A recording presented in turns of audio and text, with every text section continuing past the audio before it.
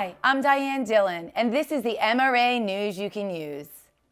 Lately, more and more operators are asking the MRA about service animals and the proper process for restaurant operators to follow. There are guidelines that operators and guests with service animals must follow. Let's do a quick rundown of some frequently asked questions. What is the legal definition of a service animal? Under the Americans with Disabilities Act, a service animal is defined as a dog that has been individually trained to do work or perform tasks for an individual with a disability. The tasks performed by the dog must be directly related to the person's disability.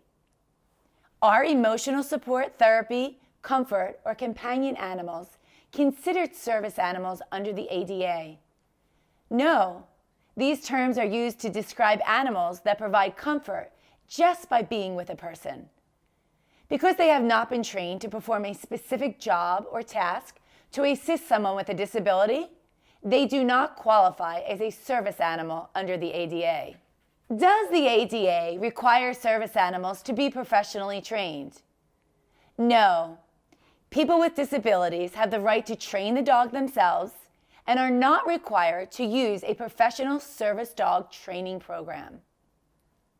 What questions can you or your staff ask to determine if a dog is a service animal? In situations where it is not obvious that the dog is a service animal, staff may ask only two specific questions. 1, is the dog a service animal required because of a disability? And 2, what work or task has the dog been trained to perform? It's important to know that your staff are not allowed to request any documentation for the dog, require that the dog demonstrate its task, or inquire about the nature of the person's disability. Do service animals have to wear a vest or patch or special harness, identifying them as service animals? No.